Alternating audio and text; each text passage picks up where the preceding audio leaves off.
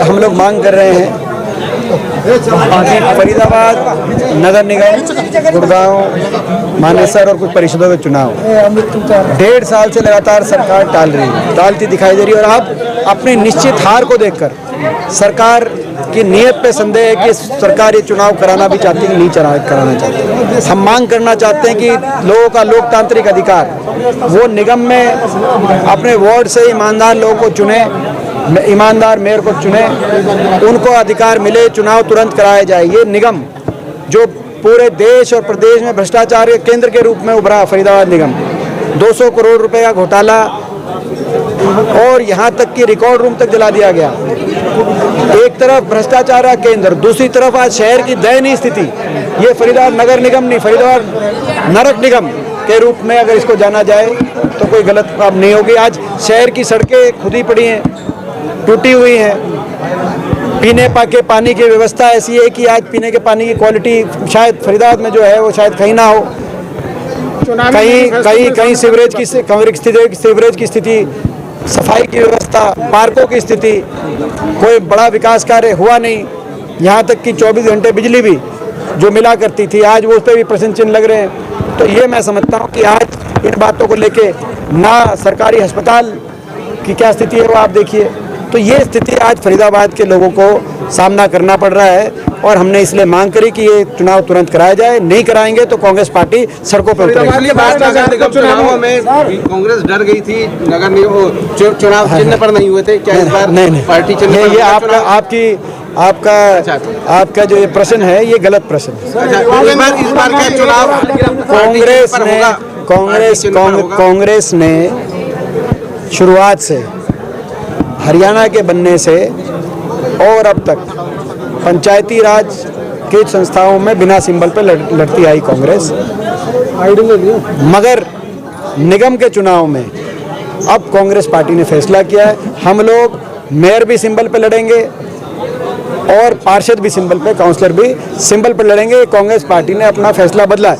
जो आप कह रहे हैं कि जब कांग्रेस की वर्षों तक सरकारें थी तब भी हमने इन चुनावों में कभी सिंबल पे लड़ने का क्या, मगर क्योंकि भाजपा की सरकार के बाद भाजपा ने सिंबल पे चुनाव पे लड़ने की शुरुआत करी, तो ऐसे में कांग्रेस ने भी फैसला किया कि कांग्रेस पार्टी सिंबल पे लड़ेगी निगम के चुनाव। पॉलिसी पर क्या कहेंगे? नई एक्साइज पॉलिसी आई है, आज एक पॉइंट मेन लीजिए, क्या लेना जनसंवाद वाला एक लेना चाहिए। जनसंवाद सीएम के प्रोग्राम चल रहे हैं, हर जगह हंगामा हो रहा है, क्या कहेंगे? देखिए, क्योंकि एक ज्वलंत बात है, क्योंकि परसों ही सिरसा का कार्यक्रम चला, ये जन संवाद है या जन अपमान है? मुख्यमंत्री जी, ऐसा लगता है कि मुख्यमंत्री जी को अपनी स्वयं की प्रशंसा सुनने की इतनी आदत हो गई कि कोई भी जनता में कोई भी व्यक्ति कोई उनको अपनी बात कहना चाहता है, बात रखना चाहता है उनकी तरफ, तो वो अहंकार और घमंड से उनकी बात नहीं सुन रहे। ये प्रजातंत्र में अच्छा नहीं है। ये यहाँ तक कि महिलाओं को भी उनकी बात नहीं सुनी गई, उनका अपमान किया गया। ये जन संवाद नहीं, जन अपमान है। या इसको संवाद अगर मानो तो स्वयं संवाद है, क्योंकि मुख्यमंत्री जी किसी की सुन नहीं रहे। और अगर ये स्वयं संवाद करना है या जन अपमान करना है तो फिर वो ऐसा कार्यक्रम क्यों कर रहे हैं? उनको इस कार्यक्रम की आवश्यकता नहीं। अगर इस तरह से अगर लोगों का अपमान किया जाएगा तो बड़े दुर्भाग्य की बात है। ये भाजपा नहीं, भाजपा के मुख्यमंत्री नहीं, उनके अंदर बैठा अहंकार बोल रहा है। और अहंकार तो जो है, आप जैसा जानते हैं कि अहंकार तो एक ऐसा दुश्मन है जो स्वयं के भीतर बैठ के स्वयं का नुकसान करता है। तो ये स्थिति है। टॉलरेंस की बात करती है, जांच की भी कोई निष्पक्ष, कई अफसर ठीक हो सकते हैं अपने स्तर पर जांच करने के प्रयास करें, लेकिन सारी जितनी भी सतह हैं, सारी लेयर्स, कहाँ तक तार इसके जुड़े हुए हैं, ये जांच भाजपा सरकार में हमें उम्मीद नहीं है कि सही हो पाएगी, क्योंकि भाजपा की सारी जांच एजेंसी केवल और केवल भाजपा के नेताओं को बचाने के लिए हैं।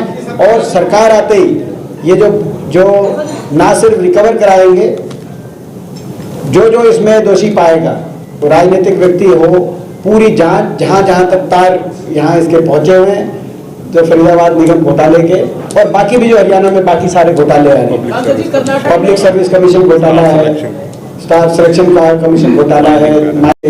देखिए ये तो चलिए कोई आप क्या है, मुझे विश्वास है कि आप जो है भाजपा के वो नहीं, आप जो है अपना पक्ष रख रहे हैं। हमारी जो सरकार थी ना, आप देखिए हमारी जो सरकार थी, देखिए हमारी जो सरकार थी, जहाँ तक फरीदाबाद की बात है, चाहे ये बदरपुर फ्लाईओवर की बनाने की बात हो, हमारी सरकार में बना, चाहे फरीदाबाद बाईपास की बात हो, हमारी सरकार में बना, चाहे फरीदाबाद गुड़गांव 4 लेने की बात हो, वो हमारी सरकार में बना, चाहे वो फरीदाबाद से मथुरा रोड ये 6 लेनिंग की बात हो, ये उस समय सीपी जोशी जी हो बनाए, हमने फाउंडेशन रखा, ये हमारी सरकार में रही। सारी सड़कों का मैं उदाहरण दे रहा हूँ आपको।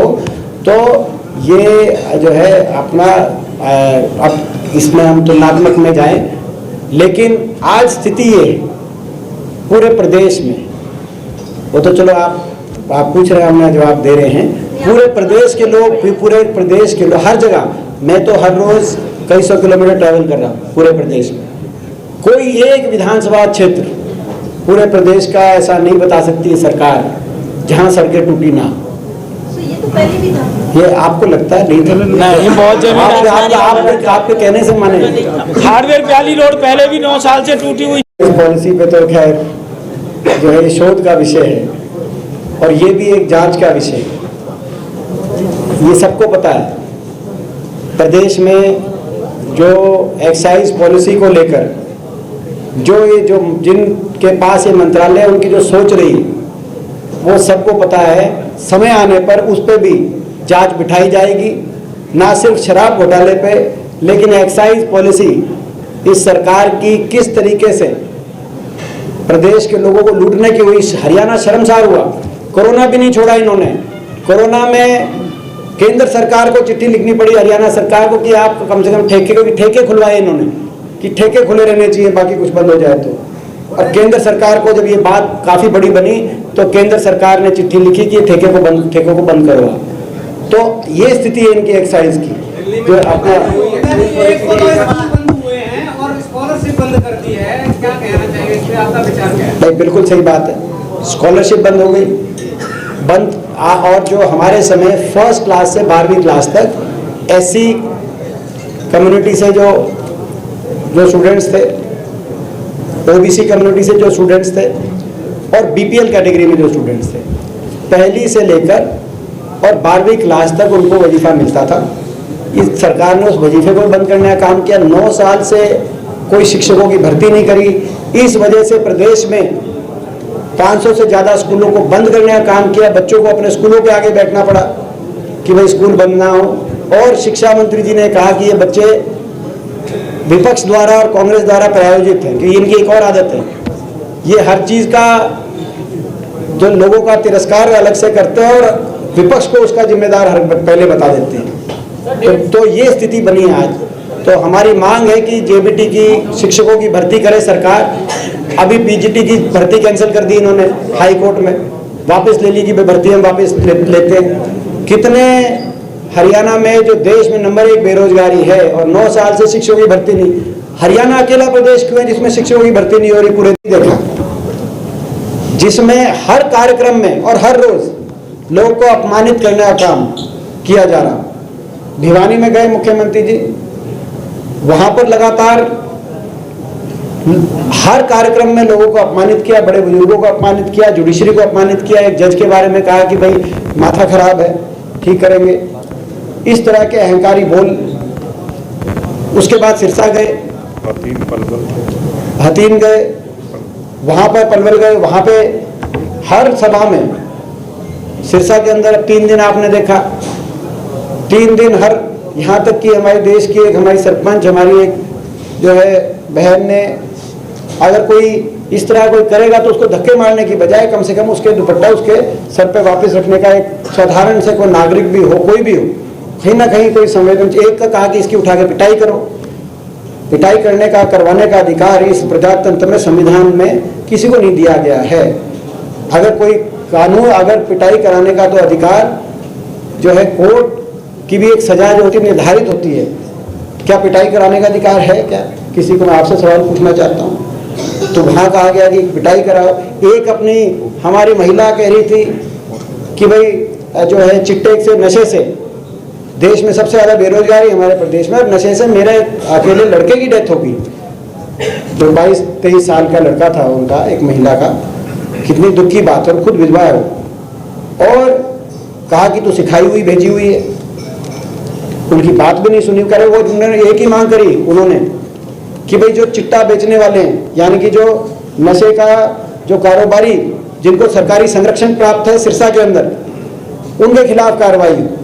ये मांग लेके उन्होंने कोशिश करी अपनी बात रखने को, तो सिखाई हुई भेजी हुई है। मैं उन अपनी जो हमारी महिला थी, मैं उनको विश्वास दिलाना चाहता हूँ, कहीं फूट है तो भाजपा में है। भाजपा बताए आज इस सरकार में अगर फूट है तो इस सरकार में, ये अंतर विरोधों से घिरी हुई सरकार, इतनी ज्यादा फूट इस सरकार में है वो आज तक हुई नहीं। वीरेंद्र सिंह जी कह रहे हैं कि उचाना से वही लड़ेंगे चुनाव, दुष्यंत चौटाला कह रहे हैं कि ये पहले बात करें और गठबंधन तोड़ो। दुष्यंत चौटाला कह रहे हैं कि वीरेंद्र सिंह, बीजेपी का फैसला वीरेंद्र सिंह नहीं कर सकते। नारनौल में दादा गौतम कह रहे हैं कि वो लड़ेंगे। कप्तान अभिमन्यु कह रहे हैं कि वो फैसला नहीं कर सकते गठबंधन तोड़ने का। दुष्यंत चौटाला जहां जा रहे हैं, जेजेपी की बात करूं तो उनके कार्यक्रमों में उनके विधायक नहीं आ रहे। नरवाना वो गए, नरवाना के विधायक नहीं आए। नारनौल वो गए, नारनौल के विधायक नहीं आए। और जहां तक बीजेपी की बात है, भाजपा में तो इतना ज्यादा ऐसी गुटबाजी। धनखड़ साहब कह रहे हैं कि संदीप सिंह को हम कार्यकारिणी में नहीं बैठने देंगे, और खट्टर साहब कह रहे हैं कि संदीप सिंह तो कैबिनेट मंत्री रहेंगे कोई आरोप लगाने से। अरविंद शर्मा जी कह रहे हैं कि पूर्व मंत्री सारे अमृत घोटाला के खा गए। और मुख्यमंत्री जी के बारे में जो अरविंद शर्मा कह रहे हैं वो मैं सारा आपको बोल दूं, जो उन्होंने सार्वजनिक रूप से मंच के माध्यम से कहा। अगर मैं सारा बोल दूं तो आपको कई बार मेरी वाक्य में बीप बीप बीप बीप करके अपना चैनल में चलाना पड़ेगा। सांसद कह रहे अरविंद शर्मा।